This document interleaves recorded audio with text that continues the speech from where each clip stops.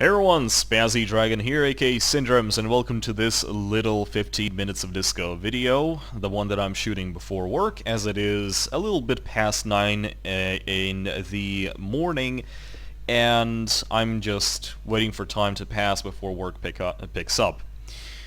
Now, I really wanted to address this particular topic some time ago, but I really never found the words to say. I really wanted to try to find an introduction to this problem, a way to describe it, a way to, sugarcoat it in a way that doesn't sound mean or whatever. But quite frankly, there is no such way. There's no way to do this. So, well, as you already understand by the title, today we're going to talk about the Discovery Freelancer mod servers, and I'm not going to bullshit you, so I'm just going to say it out loud. Just say it right now. Discovery Freelancer, the mod, only has one server. And yes, this is probably going to be a really sad video, a really blunt video from my part. If you want to read this as a thread that I posted some time ago, there's going to be a link in the video description or in the annotations, depending on how lazy I am. And the overall gist is this. This is 2015. The players at this age and at this time have a completely different grasp of multiplayer experience than what we did in 2007-2008. And when these new players install Discovery Mod, and they go to the multiplayer screen for the first time, and they look at all these servers that we have, their first instinct is, as you might expect, is not to sort the servers by population, or which is the quote official server, but the one that for them, or as they think at least, offers the best gameplay experience. And so they're going to sort by ping.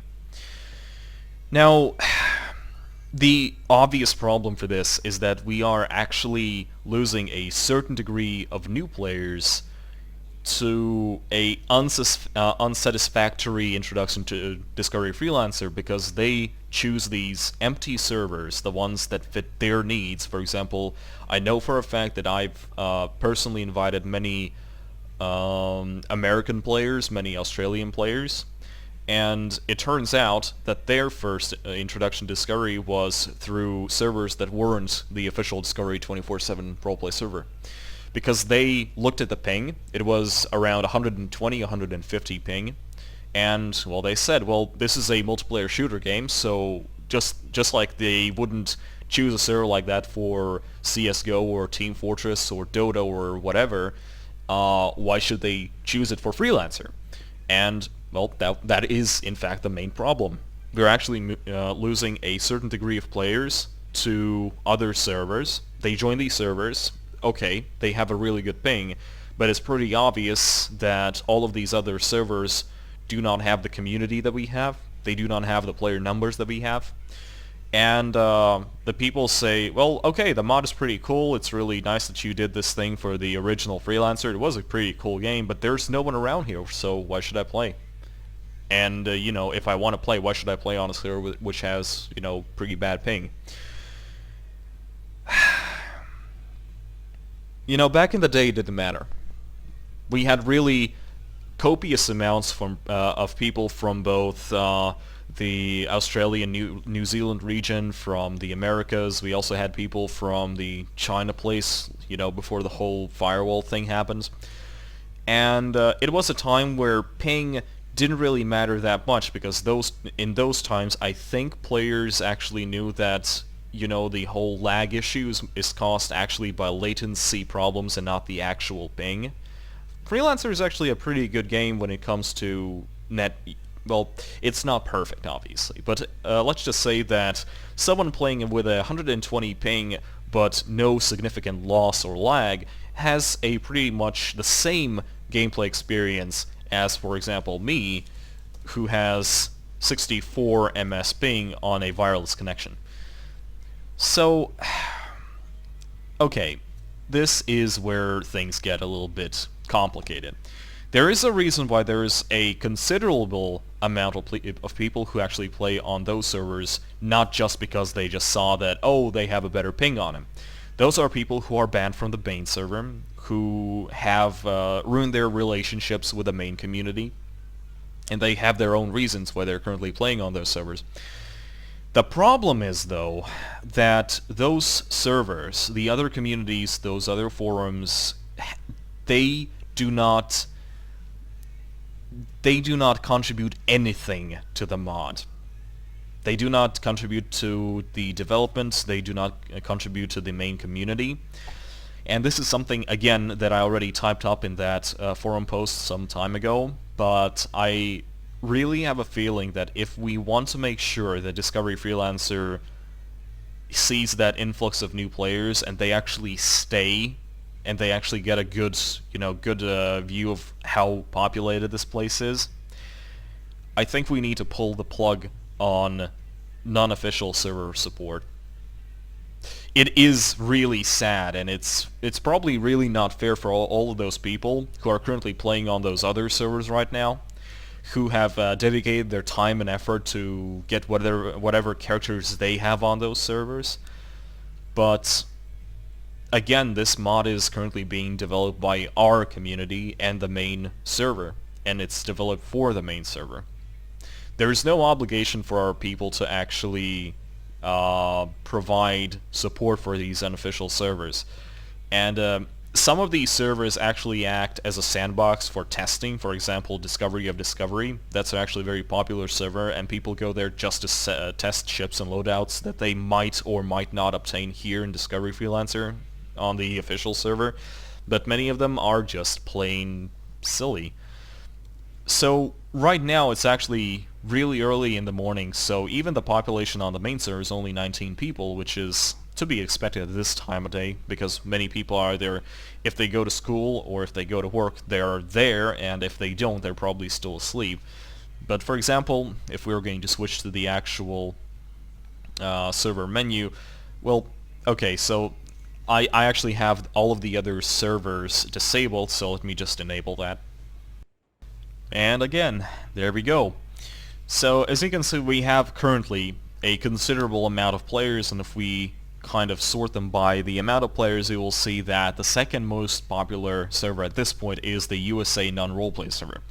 I will agree that we need a non-roleplay server as well. Even though the mod is made with roleplay in mind and is made by a roleplay community, many of the players who are attracted to Discovery are in fact players who do not really want to bother with roleplay, but they just want to play the game that, they liked and they enjoyed back in the day.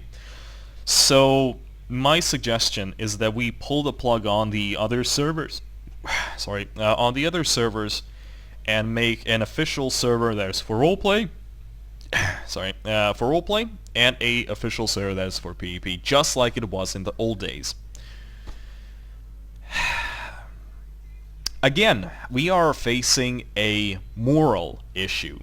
It's really easy to pull the plug on these servers by just not giving the rest of the server owners a chance to update to the latest version. Should we do that? Is up to us, and it's not just up to us as asking the admins or the development team to actually do this, but for us as a community. If we pull the plug on these servers, the main problem here is that we will need to make sure that we incorporate these people again and give them a chance to come back to this server if they were banned, or somehow acclimatize them.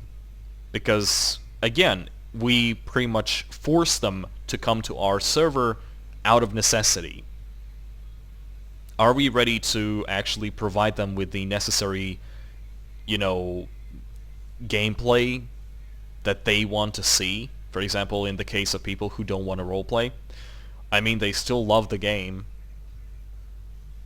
Again, this is a matter of,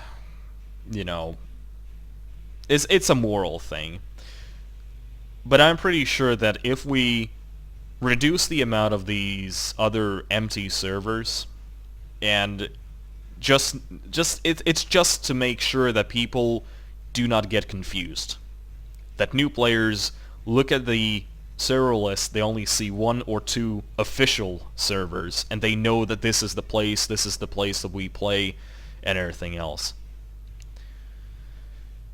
This is a hard topic, sadly. And the last time that I posted this thread, again, we got really mixed results when it comes to the opinions on the community. And they are pretty much the ones that I listed just now. So this is sadly the truth. If you want to make Discovery still a thing, and if we want the official server to remain active and remain a place for players to actually go and play, we need to make sure that we remove all of the competition that we accidentally placed. Right now it's really easy for you to make your own private server for Discovery Freelancer, and it's even easier to make it listed in this list. This is actually one of the other reasons I do not update that particular tutorial. And dude, if you're watching this, I did get your PM on the forum. The dude who asked me if to update how to host your own server. There's a reason why I didn't reply, and there's a reason why I'm not going to do that. Because there is no need for that anymore. Please, stop. Anyway, this is just one of those topics I really want to get out of the system, so, thank you for watching. If you like this video, give it a thumbs up. If you don't like it, give it a thumbs down. And for me, it's time to work, and, have fun, guys. Stay safe and fly safe.